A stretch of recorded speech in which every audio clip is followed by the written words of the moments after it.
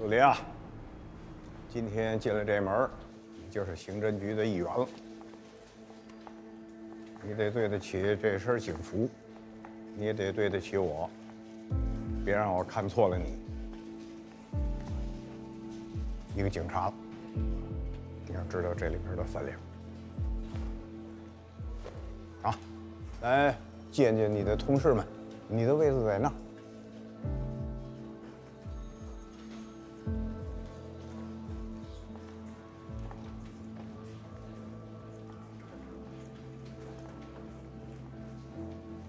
持续了长达几个月的世纪大审判，今天下午在化城人民中级法院落下帷幕。音乐系教授陆子明，人称东岛名模，被控在1992年强奸和谋杀6名女孩。检方一一出示了6名遇害人的年纪、身份、遇害的时间、地点等资料照片。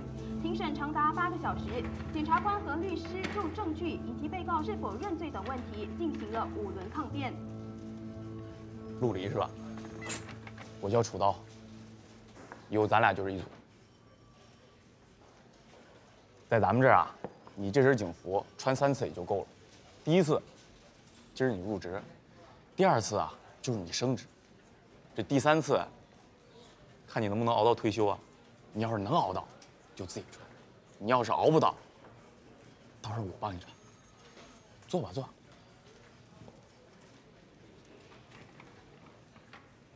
陆子明连环杀人案罪名成立，不得以任何理由提前审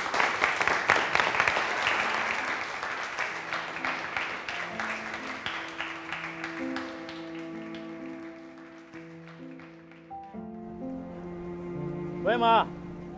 哎，怎么样？最近饭菜的质量好点了没有啊？啊。当然了，给钱他们才能对你好吗？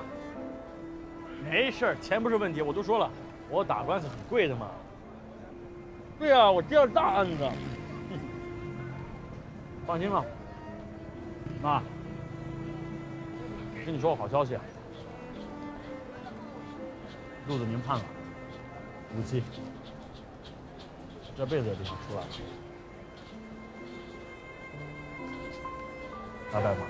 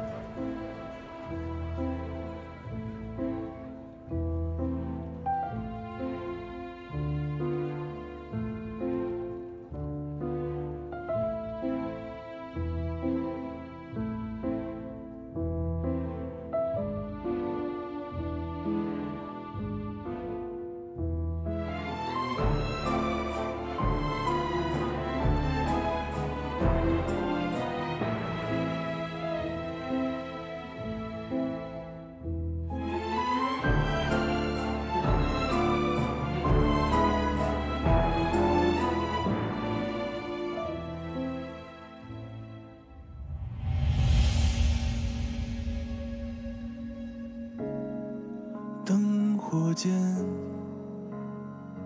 夜更深似雪，模糊岁月，假装还纯洁，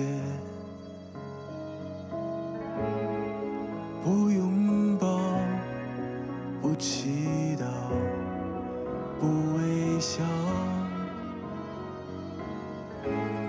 没长大一样孤影自怜，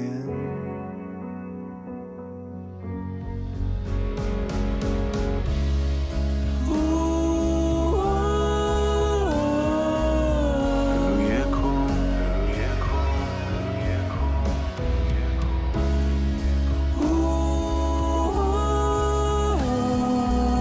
坠落中。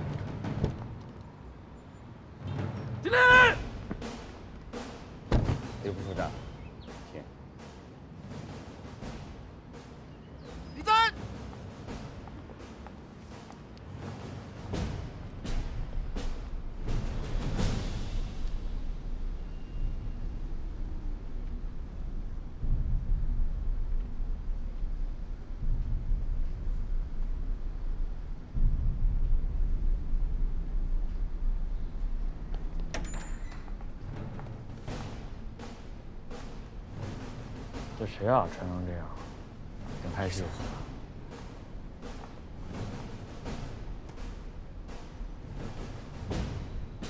龙城皇家警署李立行副署长。你是陆离对吧？在龙城听到你很能干，见到真人有点夸大其词。就一个氰化物，凶手接二连三杀了3个人。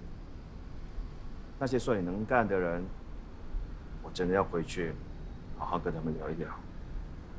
我们已经搜过了，确实没有发现其他的氰化物。那就是说，凶手在这2天造出来的吗？还是你没有仔细去找？他确实在，现在死人了。还有，没有必要向我汇报，回去跟你的董局说吧。所有人，立刻撤离现场。从今天开始，这里由皇家警署接管。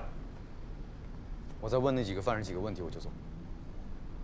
董局，你的人我不能管吗？啊不，您想管的都能管。石震。哦。报告。调查了3天，死了3个人。这些报告拿回去当小说看吧。撤吧。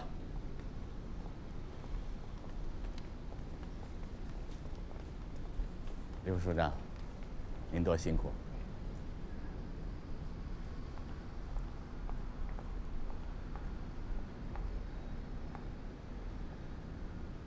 不查了，真不查了。老师，叫人把尸体运过去。都站在这干嘛？散了吧。哎，鸡蛋仔啊，你不是说想去泰国旅行吗？还不去啊？哼！陆队，你也回家去，好好陪陪女儿。石震呢？哦，他刚被怼了几句，心情不好，先走了。走就走吧。我们现在回局里。回局里干嘛？该干嘛干嘛去。我得去趟龙城，帮你们擦屁股。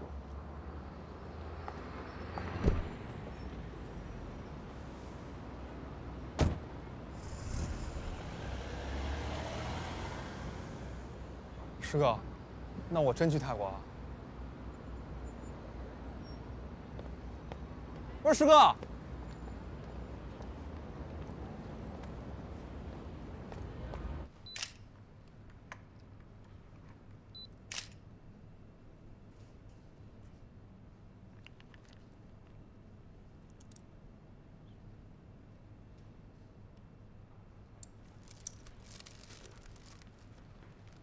李副署长，找到了一个纽扣，里面有氰化物。在哪找到的？桌子底下。马上升为2级警戒。是。从现在开始，香子庙国际青年旅社将升级为2格警戒。你们将不是24小时，不是48小时，而是无限期拘留。你们所有的使用品，我们将统一发放。还有，别再给我使任何一个人。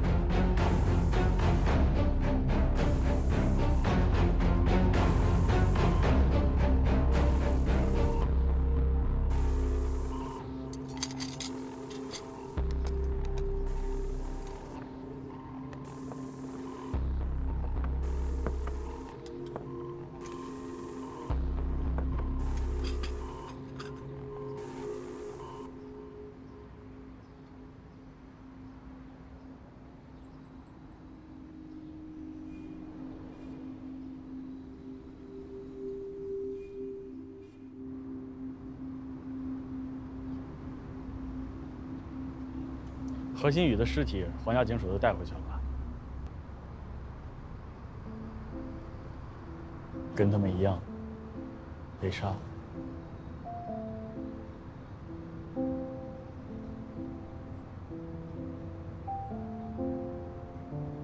华城每年平均48个案子，多了50个，一年50个案子，抓50个凶手。第2年还有50个凶手在等。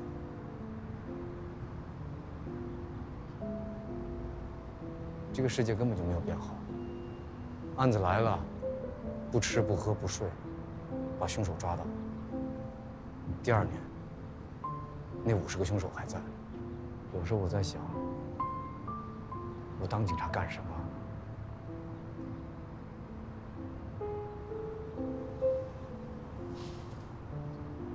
又要下雨了。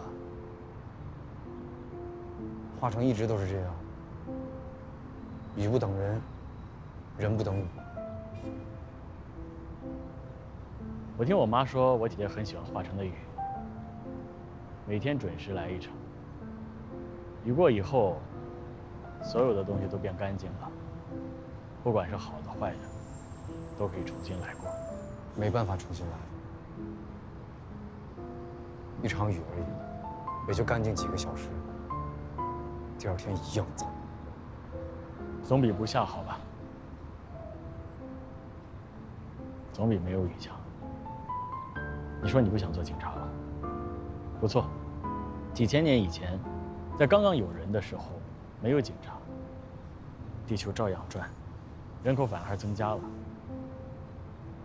拿我做例子吧，警察抓了杀我姐姐的凶手，我们家的石头就放下了，负罪感少了一些，愧疚少了一些。你说你一年能查50个案子，那50个家庭，50块石头就放下了，世界已经美好了一些，不是吗？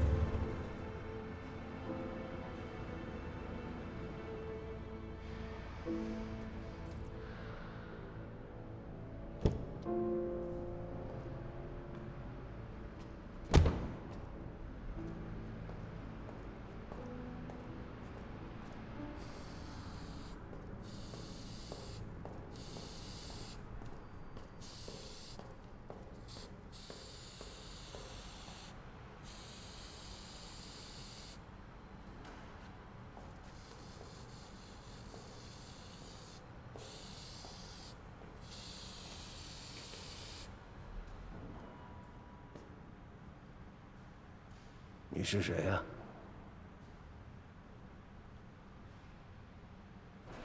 对不起。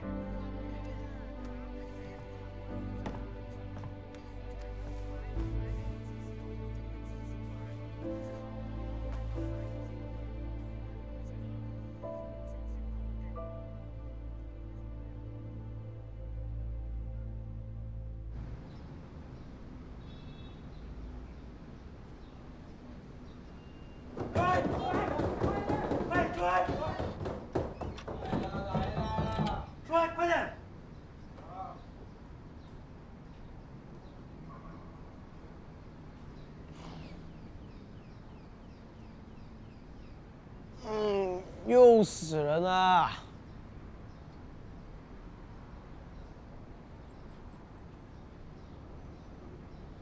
你很希望有人死吗？啊？不管凶手是谁，别在我眼皮底下做任何小动作。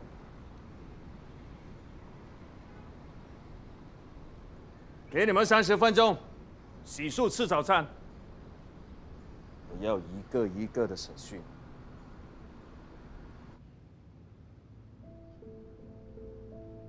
申国到华城，将近4000公里。你只是来找你男朋友的，有这么巧的事吗？谈恋爱是我最大的事儿了。你觉得谈恋爱不是大事吗？还有更大的，说说。我最想干的大事就是杀人，但总得抢先一步。现在我又想杀了，但你们把工具都收了起来，连吃饭用的刀叉都换成塑料了，你要我怎么杀？别说你要干的事，说说你已经干了的事。死了3个人，你杀的是谁？这3个人的死都跟我没关系啊。哎，不过我倒是怀疑有人要杀我。最大的嫌疑人就是魏强，他那天当着所有人的面亲口说要把我给杀了。你刚才已经说过了一遍，不管谁要杀你，你最好跟我说清楚，谁杀了何新宇、纳帕，还有关之源。你觉得有没有这种可能？关之源杀了纳帕，何新宇杀了关之源。那何新宇呢？是纳帕回魂杀的吗？你在说我？我也就是给你提供各种可能性，仅供参考。你在胡扯些什么？真的，我1个月真的能赚4000块，我表哥亲口告诉我的。胡扯的不是这一句，你根本不是盖楼的。是，我以前不是盖楼的，我在老乡做瓦匠，但我现在真的是做盖楼的。我表哥告诉我哈，他说没问题，他说只要老板问起我的话，就说那个维兆大厦是我跟施工队盖的。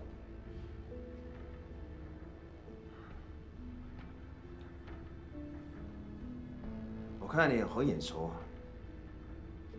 你刚才已经问过一遍了，你认错人了。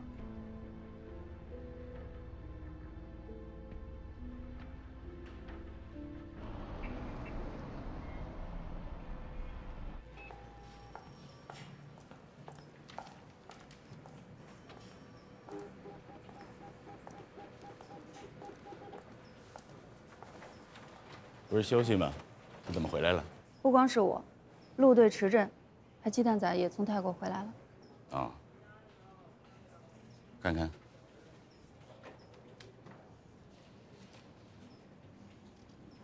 他来干什么？李副署长在清理审了一天，什么都没问出来，反倒找咱们要材料来了。跟陆离他们说，以后总署的人来，不敢干什么，不用搭理他们。出了事儿，我顶着。都有本质和笔了吧？既然我问不出什么，也没有人告诉我实话，那就用写吧。有杀人的，写下你杀人的经过；没杀人的，写下你这几天的所见所闻。仔细的回想，任何一个细节都不能错过。除凶手本人，你们应该都不想成为下一个被杀的对象。现在，我给你们充足的时间，就在这里写。这不是刑讯逼供，这是帮助你们回忆。至于要写多久，那就要看什么时候有人良心发现，跟我说实话。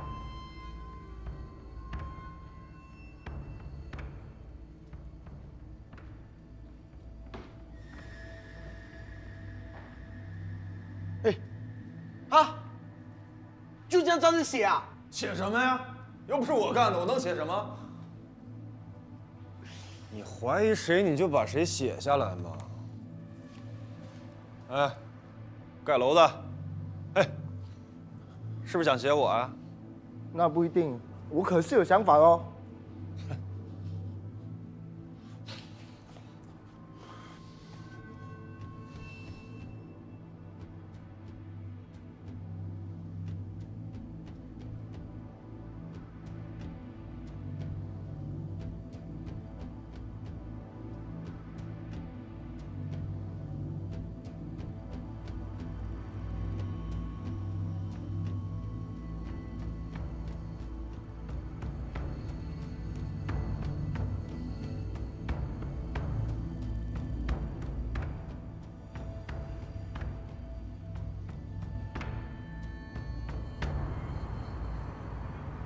哎呀，你不是休假吗？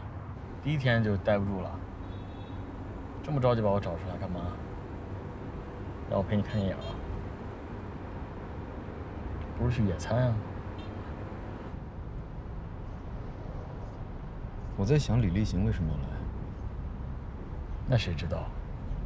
我又不懂你们的规矩，不是说杀了几个人，皇家警署就有权介入了吗？这个是没问题的，但是我在想，他作为一个皇家警署的副署长，这么高职位的人介入，不正常。他完全可以把我们架空的。但他还是来了。对，所以有问题。他来干什么？我们先回局里吧。老高，给你带礼物。师哥，说，真哥。哎呦，没白疼你啊！哎，你网上认识那个泰国小美女进展怎么样？还用问吗？你看她穿着衣服颜色就知道了。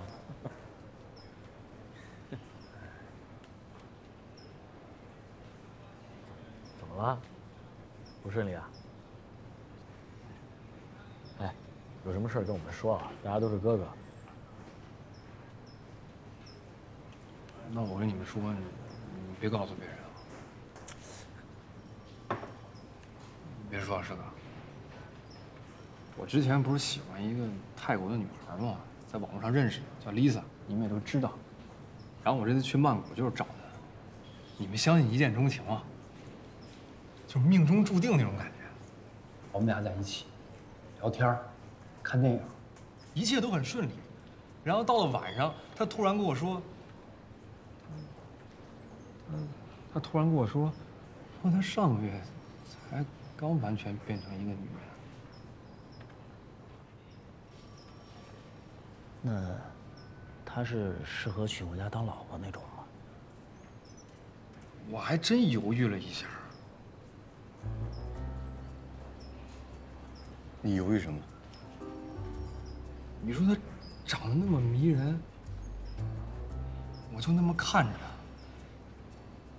她，咬了咬牙，我实在下不去手啊。就是说，去泰国这次，你跟这个人妖分手了。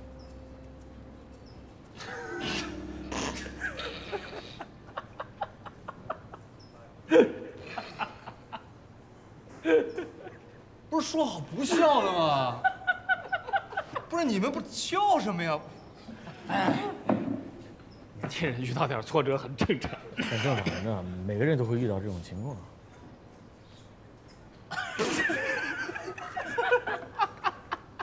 不是你没完没了了。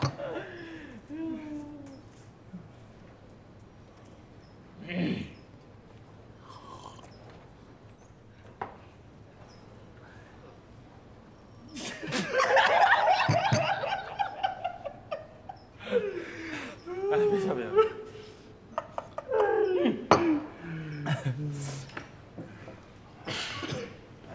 然后呢？你去这趟泰国，就这样了？能干什么呀？房间号他也知道，住哪儿他也知道，我也不敢回去了。到泰国刚来了1天，走了太可惜了。我去找娜帕的父母去了，我说给他们慰问一下吧。然后我就过去了，他父母也很难过。然后他爸妈就给了我这张照片，说问没问她老公。我看见这张照片以后，我就惊呆了。何新宇，我想起来他是谁了，终于想起来他是谁了。一般我见过的人我都记得，我见的是他的照片。当时他请我打一个官司，在龙城。我看了这个官司之后，我觉得这是个死案，不可能打赢，我就假借说龙城太远，交通不方便，给推掉了。什么死案？为什么打不赢？当年有一对澳洲夫妇去找他买房子，他是一个不错的房屋中介，看上了一个房子，各方面都挺好，他就给他们建议说，让他们全款付清，不要让银行占了便宜。澳洲夫妇很相信他，结果就在交房的前一天晚上，他照样到他们家嘘寒问暖的时候，问问你们家水怎么样了，电怎么样了。可是那天他带了一个女的，应该就是娜帕。他们一进门，直接就把澳洲夫妇给控制住，绑在椅子上，折磨他们，逼他们说出来他们保险柜的密码，因为那里面有第2天要交易的全款。2天之后，他们还是没有说出来。老两口一直不说，他们就一直折腾，最后把他们折腾死了。因为他们开不了保险柜，所以他们恼羞成怒，家里有什么值钱的东西，他们都会带走，比如什么银质的盘子呀、器皿呀，包括珍藏的酒啊，连家里的扫地机器人都拿走了。最讽刺的是，就是这个智能扫地机器人，最后暴露了他们的位置，说是扫地机器人上有一个定位系统。他们通过定位去了他家的时候，只有何新宇一个人，娜帕应该已经回国了。抓到何新宇，何新宇什么都不说，但是有一点令我很震惊，他们在折磨这对澳洲夫妇的时候，居然第2天还回到了他所在的中介公司，假装这对澳洲夫妇马上要来交钱了，他在那儿等，直到最后，店长和他所有的店员都以为他是爽约了。我想不通的是，明明是个死案，人证物证俱在，为什么他会被判无罪释放呢？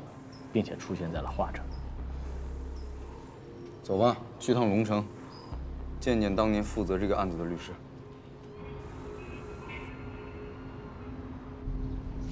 你姐姐也姓池吗？怎么突然问这个？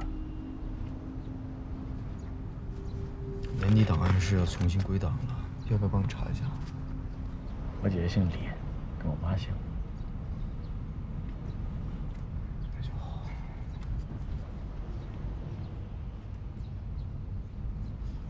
已经第5个晚上了，杀了娜帕和何新宇，凶手还要再杀别人吗？夫妻，何新宇和娜帕是夫妻，夫妻为什么来华城啊？为什么要捉到情侣？为什么装作不认识？还不是同一时间来的。何新宇第2个来的，后面还有程飞、冯婷婷，他后面还有伟强，娜帕是第6个。他死之前那天我不在，他什么状态？什么状态？娜帕是他老婆，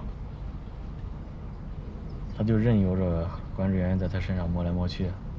他死了，他一点悲伤的感觉都没有，他没反应吗？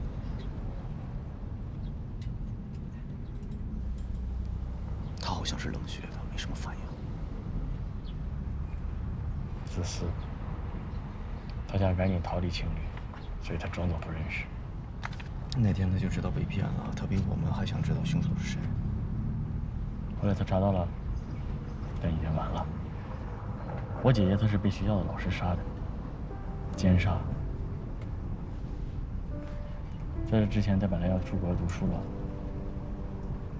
而且她有了男朋友。如果没有这个事儿，她应该有一个非常美好的人生，应该会很幸福。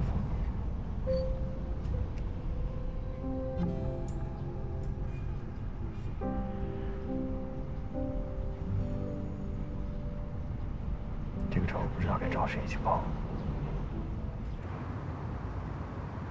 来，两位警官这边请，我的办公室就在那边。其实呢，我挺感谢何新宇的，但是我不是感谢他这个人，其实他就是个人渣。但是我要感谢他这个案子，如果没有他这个案子，今天也不会有这么多人陪着我一起干。来，这边请。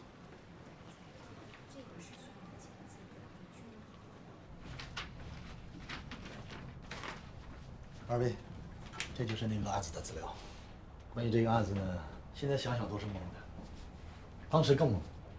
接这个案子的时候呢，想到必输无疑。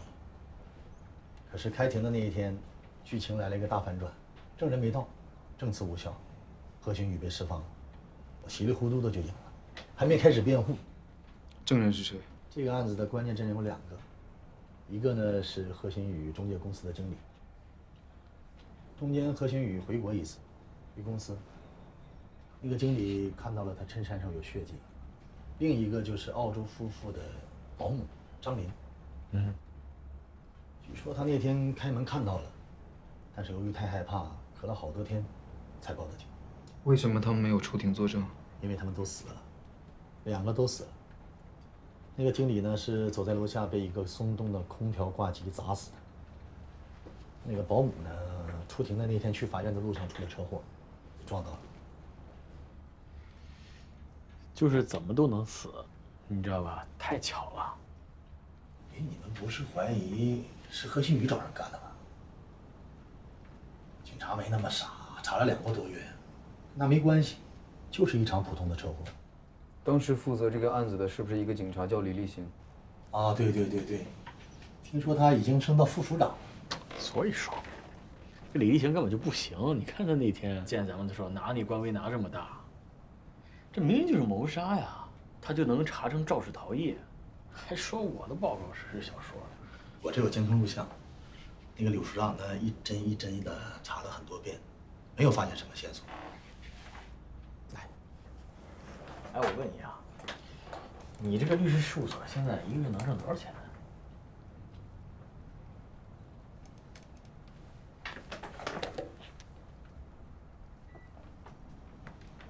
真的假的？你的心里有没有一丝丝的惭愧？哎，是不是这个？啊，对，你看，就是这辆银色的车。听说这辆车呢是被偷的。偷车贼现在还没找到，查过那个车主，当天开车的不是他。这个就是整个张林被撞的过程。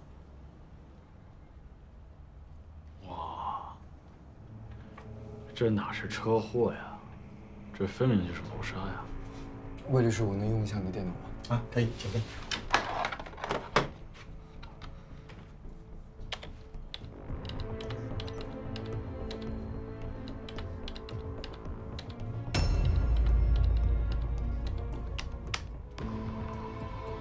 你看，就是这个人。警察就通过这个录像呢，找到他好久，2个多月，没有人认识他。我认识他，凶手下一个要杀的是他。